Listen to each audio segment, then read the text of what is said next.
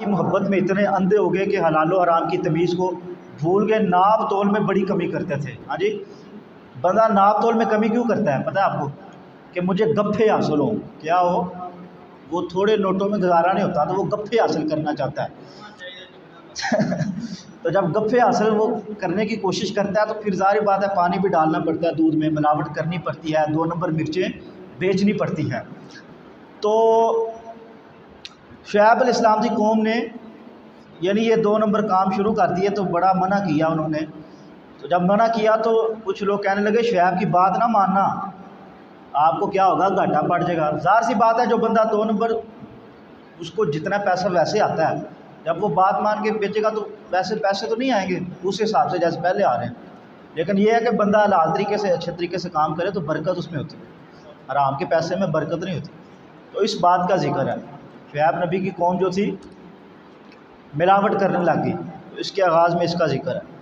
اور اس کے ساتھ اللہ تعالیٰ نے فرمایا کہ اگر بستی والے لوگ، کوئی بھی علاقے کے لوگ تقوی اختیار کریں، نیکی والے کام کریں تو اللہ تعالیٰ ان پر اپنی رحمت کرتے ہیں، اپنا فضل کرتے ہیں۔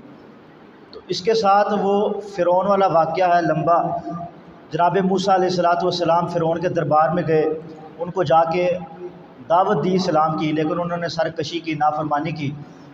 تو فرعون حضرت موسیٰ علیہ السلام نے اپنا عصا زمین پر مارا تو وہ اژدہا بن گیا، پھر اپنی بغل سے ایسے ہاتھ نکالا، وہ روشنی ہو گئی۔ فرعون دیکھ کے حیران رہ گیا۔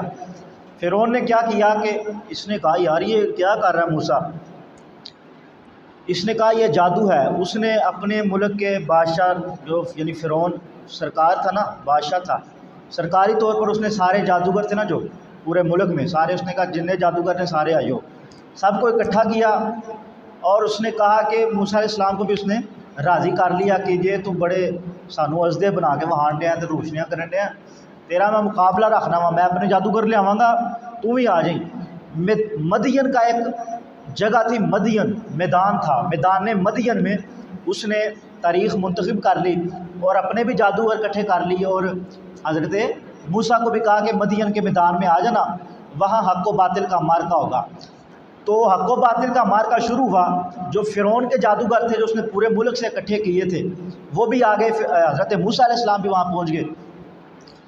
تو پہلے انہوں نے اپنا مظاہرہ کیا، حضرت کہنے فرعون خبیث کے جو جادوگر تھے سب سے پہلے انہوں نے مظاہرہ کیا، یعنی ساحر کاری کا مظاہرہ کیا، پہلے ان کی باری تھی۔ انہوں نے رسیاں پھینکی ایسے تو وہ سانپ بن گئی، دیکھنے والوں کے لیے ویسے لگ رہا جیسے سانپ ہے۔ تو حضرت موسیٰ وقتی طور پہ نا تھوڑے سے پریشان ہو گئے، لیکن اللہ تعالیٰ نے وہی نازل کی، فرمایا موسیٰ اپنا جو عصا ہے اس کو زمین پر مارو۔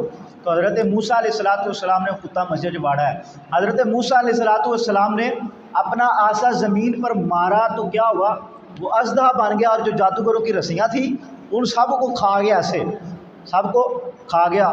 فرعون کے جناب طوطے اٹھ گئے اور وہ جادوگر جو آئے تھے وہ بھی حیران ہو گئے۔ اور ظاہر بات ہے جو جادوگر ہوتا ہے، جو جس فیلڈ کا بندہ ہو نا اس کو اپنی فیلڈ کا پتہ ہوتا ہے کہ یہ آخری لیول کہاں تک ہے، اس کا کیا حساب تھا۔ تو ظاہر بات ہے وہ جادوگر تھے، تو جادوگر کہنے لگے کہ یار اسی بھی تو جادوگر ہاں، لیکن اے کوئی انوکھا ہی کام ہے، یہ جادو جدو کوئی نہیں گا، یہ واقعی اللہ دا نبی ہے۔ ایڈا بس اسی بھی تو سپ بنائے نے، لیکن وہ نکے نکے سپ بنے نے، سپیاں نکے نکے، تو یہ تو ایڈا وڈا ازدہا تے ساڈے سپاں نوں بھی کھا گیا، یہ جادوگر نہیں، یہ واقعی جو کہندا میں اللہ دا نبی ہاں سچا۔ اسی وقت وہ جو فرعون نے سارے ملک کے جادوگر اکٹھے کیے تھے انہوں نے کیا کیا، اسلام قبول کر لیا، حضرت موسیٰ علیہ السلام کے ہاتھ پہ بیعت کر لی، اور یعنی اس وقت کے وہ مسلمان ہو گئے حضرت موسیٰ۔ اب فرعون جناب وہ اور پریشانی کا شکار ہو گیا، ٹینشن میں ڈوب گیا، کہنے لگا مجھے پہلے ہی شک تھا تسی سارے جادوگر موسیٰ نہ رلے ہو، تو یہ سارے جادوگر تسی موسیٰ نہ رلے ہو، مینوں پہلے ہی پتا سی تسی ایدن اسلام قبول کر لیا۔ میں فرعون تو حکم دے رہا ہوں کہ فوری طور پہ موسیٰ دا پلڑا چھڈ دیو، موسیٰ دی قمیض چھڈو، ایدا دامن چھڈو، نہیں تو میں تہاڈے ہاتھ وڑ دیاں گا۔ ہاں اس نے کہا میں آپ کو کاٹ کے رکھ دوں گا، آپ نے موسیٰ کو اپنا پیغمبر مان لیا ہے، میں نے آپ کو اس کے مقابلے میں کھڑا کیا ہے، اور آپ نے بھی موسیٰ نبی کا کلمہ پڑھ لیا ہے، اس کو اپنا نبی مان لیا ہے، میں آپ کو کاٹ کے رکھ دوں گا، جلدی سے رجوع کر لو۔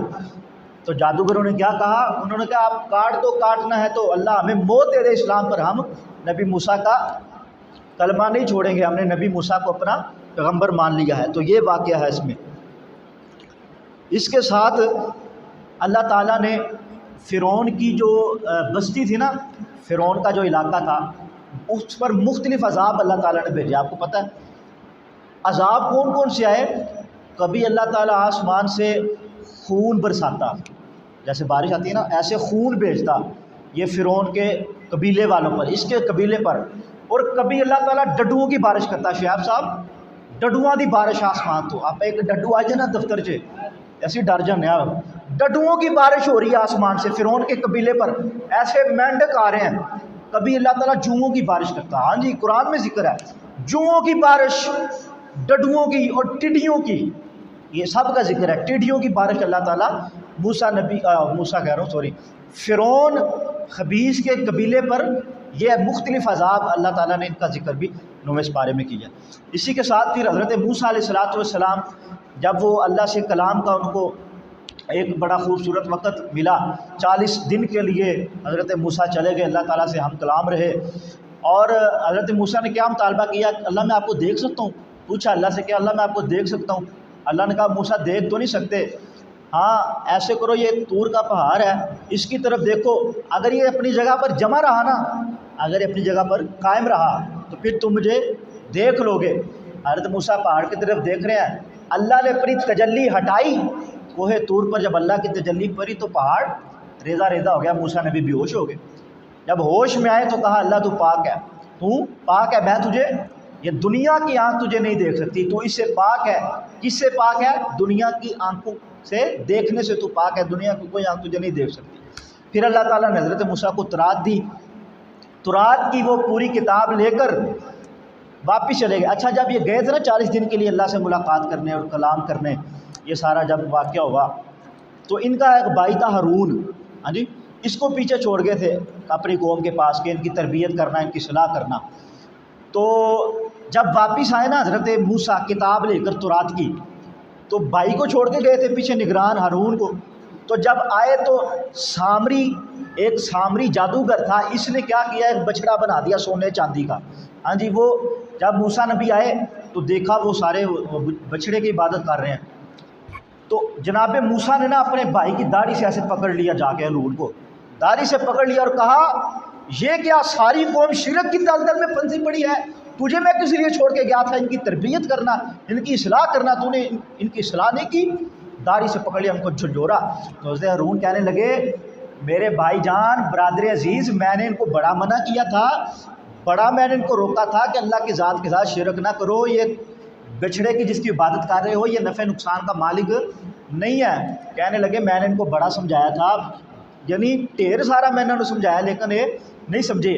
کہنے لگے کہ میں نے زیادہ اصرار اس لیے نہیں کیا کہ کہیں یہ جو ہے ان میں تفرقہ نہ ڈال جائے اور آپ آ کے مجھے کہیں کہ تو نے میری قوم میں جو ہے نا تفرقے ڈال دیے ہیں، تو نے سازشیں کر دی ہیں اور آپس میں ایک دوسرے کو دشمن بنا دیے ہیں۔ تو حضرت موسیٰ تھوڑے سے پھر ٹھنڈے ہو گئے، جب ہارون نے تسلی دی اپنے بھائی کو تو موسیٰ علیہ السلام تھوڑے سے ٹھنڈے ہو گئے۔ پھر اللہ سے دعا کی کہ اللہ میں اور میرا بھائی ہارون، ٹھیک ہے جی، ہم ان دونوں کے علاوہ، یعنی ہم دونوں کے علاوہ ہمارے اختیار میں کوئی بھی نہیں ہے، ان پر تو ان کو خود ہی سنبھال ہمارے اور ان کے درمیان فیصلہ کر۔ اور اللہ سے دعا کی کہ اللہ جو بچڑے کی عبادت کرتے ہیں، پوجا کرتے ہیں، ان پر اپنا غضب نازل کر، اپنا غضب نازل کر۔ تو ایک یہ واقعہ ہے پورا، اس پر تفصیل کے ساتھ ذکر۔ اس کے ساتھ اللہ تعالیٰ نے نبی کریم صلی اللہ علیہ وسلم کی 2 خصوصیات بیان کی ہیں، 2 خصوصیت مختصر، وہ کیا ہے؟ ایک خصوصیت یہ ہے کہ نبی کریم صلی اللہ علیہ وسلم کا ذکر، نبی کریم کا ذکر، نبی کریم کی تعریفات، نبی کریم کی زندگی وہ تورات اور انجیل میں بھی موجود تھی۔ ایک یہ ذکر ہے، اور دوسرا یہ نبی کریم صلی اللہ علیہ وسلم کی خصوصیت ہے کہ وہ ساری دنیا کے انسانوں کے لیے نبی بن کر آئے ہیں۔ یہ تورات اور انجیل میں درج تھا، یہ نبی کریم صلی اللہ علیہ وسلم کی خصوصی 2 خصوصیات کا ذکر اس سپارے میں موجود ہے۔ اور اسی طرح اللہ تعالیٰ نبی کریم صلی اللہ علیہ وسلم کو کہتے ہیں کہ لوگ آپ سے سوال کرتے ہیں کہ قیامت کب آئے گی، لوگ آپ سے پوچھتے ہیں قیامت کب آئے گی، تو ان سے کہو کہ اس کا علم کس کے پاس ہے؟ اللہ کے پاس ہے، مجھے اس بارے میں نہیں پتا کہ قیامت کب آئے گی، اس لیے ہر وقت بندے کو تیاری کرنی چاہیے قیامت کی۔ اور اسی کے ساتھ اللہ تعالیٰ نے فرمایا کہ جب قرآن مجید کی تلاوت ہو رہی ہو تو کیا کرو؟ خاموشی کے ساتھ اس کو سنو، وہ آیت اس میں موجود ہے تاکہ آپ پر اللہ کا رحم ہو، اللہ تعالیٰ آپ پر اپنی رحمت کرے۔ اور ایک اللہ تعالیٰ نے اس میں جہاد کا ادب بتایا ہے، جہاد کرنے کا ایک مین ادب جو ہوتا ہے وہ بتایا، فرمایا جب جہاد کرو تو پیٹھ پھیر کے نہیں بھاگنا، ٹھیک ہے جی، یعنی جہاد کرنے گئے ہو تو کافروں کو ڈر کے پیچھے دوڑ نہیں لانی، اگر بھاگو گے تو فرمایا ان لوگوں کا ٹھکانہ جہنم ہے۔ یہ سخت سزا سنائی کہ جہاد کے میدان میں اپنی ایڑیوں کے بل پیچھے نہیں بھاگنا، تو یہ جہاد کا ادب اللہ تعالیٰ نے فرمایا، اس میں ذکر کیا۔ اور پھر اللہ نے فرمایا کہ جب اللہ اور اللہ کے رسول کا حکم آ جائے تو کیا کرو، فوری مان لو، کیا کرو، بلکہ فوراً سے بھی پہلے اس کو مان لو۔ کیسے فوراً سے پہلے؟ اللہ کے نبی صلی اللہ علیہ وسلم ایک دن جمعہ پڑھا رہے تھے تو دیکھا کہ کچھ صحابہ کرام کھڑے ہوئے ہیں، ایک صحابی مسجد کے دروازے میں داخل ہو رہے تھے، عبداللہ بن مسعود، تو نبی کریم صلی اللہ علیہ وسلم نے کہا اجلسو، بیٹھ جاؤ۔ وہ صحابی کے کانوں میں آواز پڑی اور وہ ادھر جوتیوں کے اوپر یعنی مسجد کے دروازے پر ہی بیٹھ گئے۔ تو ایسے ماننا ہے، فرمایا اللہ کے رسول کا حکم آ جائے تو کیا کرو، فوراً مان لو، فوراً سے پہلے اس کو تسلیم کر لو۔ اسی کے ساتھ اللہ تعالیٰ نے کافروں کے ارادے کا ذکر کیا ہے۔ وہ پتہ ہے نا آپ کو، جب نبی کریم صلی اللہ علیہ وسلم نے اسلام کی دعوت دی تو کافروں نے نا ایک کمیٹی بلائی، ایسے اجلاس کیا، اتبا شیبہ ابو جہل سارے اس میں جو مشرکین کے سردار تھے وہ بیٹھے، تو انہوں نے پلانگیں یعنی کی آپس میں کہ نبی صلی اللہ علیہ وسلم کے بارے میں کیا کرنا چاہیے۔ کوئی مشورہ دیتا کہ نبی کریم کو جلا وطن کر دو، کوئی کہتا کہ ان کو جو ہے نا نعوذ باللہ قتل کر دو، کسی نے کیا مشورہ دیا کسی نے۔ تو اللہ نے اس کا ذکر کیا کہ کافر آپ کے بارے میں چال چل رہے تھے، آپ کے بارے میں چال چل رہے تھے، وَمَكَرُوا وَمَكَرَ اللَّهُ وَاللَّهُ خَيْرُ الْمَاكِرِينَ، لیکن اللہ نے کیا کیا، بہترین چال چلی۔ اور جو اللہ تعالیٰ تدبیر کرتے ہیں وہ ہمیشہ کامیاب ہوتی ہے، انسان جو مرضی کر لے لیکن جو اللہ چاہتے ہیں وہی ہوتا ہے۔ اسی کے اس بارے میں اللہ تعالیٰ نے اس بارے میں آخر میں ذکر کیا ہے کہ جس جہاں نبی کریم ہو محمد کریم صلی اللہ علیہ وسلم، خصوصی طور پر عذاب جب تک زندہ ہے عذاب نہیں آئے گا، یہ نبی کریم صلی اللہ علیہ وسلم کی خصوصیت تھی۔ اور اس کے بعد فرمایا کہ نبی کریم صلی اللہ علیہ وسلم آپ تو انتقال فرما گئے ہیں نا، اور نبی کریم نے دعا بھی اللہ سے کی تھی کہ میری قوم پر ایسا عذاب نہ ہے جیسے، لیکن دوسرے نبیوں نے تو اپنی قوموں کے لیے خود ہاتھ اٹھا کر عذاب اللہ سے مانگا ہے، تو اللہ نے ان کو بیڑا غرق بھی کیا ان کا۔ فرمایا کہ آپ کی یہ خصوصیت ہے آپ کی امت کی کہ نبی کریم آپ انتقال فرما گئے ہیں، تو جب تک اس قوم میں استغفار کرنے والے لوگ موجود ہیں، استغفار کرنے والے اللہ سے توبہ کرنے والے لوگ موجود ہیں، اللہ کا عذاب نہیں آئے گا۔ تو یہ بھی ذکر، اللہ سے استغفار کرتے رہنا چاہیے، توبہ کرتے رہنا چاہیے۔ اللہ تعالیٰ قرآن سمجھنے عمل کرنے کی توفیق عطا فرمائے۔